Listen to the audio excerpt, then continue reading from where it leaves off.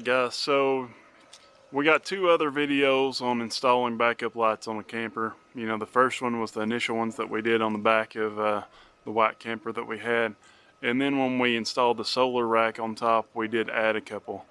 Sadly, I decided to sell that thing and get this beast back here before we actually use those in real world driving. But I think that just using it around the house here, it was great having the lights on the sides. This camper has a little bit of backup lights. I'll show you a picture of that here. But we definitely need to add something to the sides here. So here's what we're going to do. We got some nightlight lights just like we had for the last camper. We're going to mount those suckers a couple of feet in front of the camera. So I think that the combination of the two will give us the best benefit, because the night vision's great on these side cameras, but it's just not like having the security of actually seeing what's going on when you're backing in the dark. That can be a scary situation sometimes. With this particular application, you know, the other ones I had wired on a switch. You could do that to this as well, but for this particular application I've decided to wire it into the reverse lights, which is going to have pluses and minuses. I did look around to see if I could actually get like a transfer switch kind of thing for the 12-volt system. That way I could select which input that I wanted. That way if I wanted to turn it all the way on all the time, I could, just by having a power wire fused from the battery. But that ended up being pretty complicated, and the only options that I found were really expensive.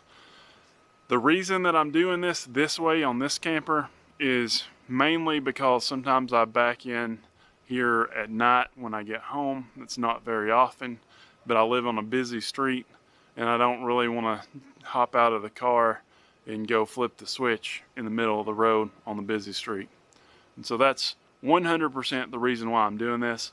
I do prefer it being on a switch. That way you can have it stay on even when you get out of the truck to check things and stuff like that. It continues to be illuminated that way. Guess this way we're just going to have to rely on the old flashlight. So step one was to find the reverse wire. So what we did to do that is I have a lead cable, a test lead cable. On the 7-blade plug there is one wire on there that's always on. I would have never noticed it unless I had to change the plug before, and I got a fancier plug and it's got indicator lights built into it to know when it's getting signal, which I really like. But it made me a little paranoid knowing that there was always power to that one wire, even when you had the cutoff switch to the battery thrown. So we found the wire. It's the yellow wire on this thing. And so then I thought, well, that was going to be my issue. Can I get the wire from the kingpin back to where I need to mount it? And it didn't look too easy to fish a wire through there. But like I say, there's already reverse lights on there. There's already a wire coming from the harness there, so all I had to do was pinpoint which one that was. And so in order to do that, they are color coded, but I didn't trust that 100%. And so I got my lead wires and I put one lead on the constant power, and I took the other lead and I put it on the one that I thought was the reverse lights, and I was wrong, it was the running lights. And so after a couple of minutes there tweaking with it, then I got the reverse lights on, so I know that it's the yellow wire, which I think is pretty universal. And then it took me a little longer than I expected to find where it was once it got past the kingpin.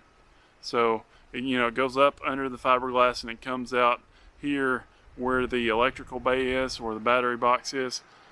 But it was kind of hidden in one corner. I found one bundle of wires, but I couldn't find the yellow wire. So I'm assuming that the wire color hadn't changed coming through, and I finally did find the yellow wire in some wire flume in the opposite corner than I was looking in initially. And so I think we're project go. All we got to do is run a ground wire to each light and tap into that yellow wire, put a hot wire to each one. Boom, we're done after we mount the lights on the side of the camper, right? So let's get to it. Guys, it got dark on me while I was working, so you're just going to have to play catch up here. All I did was drill a hole in this metal, 2 holes, one for the bolt to hold the bracket on and one for the grommet and the electrical wire. I think they turned out great. You can see plenty of light here. This is going to add a lot of safety whenever you're backing in at night. I'm really an advocate of this. It's a really easy project to do. Now this video camera isn't as good about seeing the light, but I just want to do a video of me walking back to see how far you can actually see me. I did pay for these products, but I did also get some lights for a free promotional thing. So I also did a review on those. Those are called the Z Moon lights. I'll link that video here. I just kind of contrasted the two of them because I got them at the same time I was working on this project. In that video, I just disconnected this light that you see here and connected the Z Moon light there. It is a lot brighter. It has a hard time showing it on the camera, but it's also twice as big and costs more money, but it's a good quality product in my opinion. But so is the Nightlight. This is small, gets the job done, and it's cheap. Do not forget to hit that subscribe button.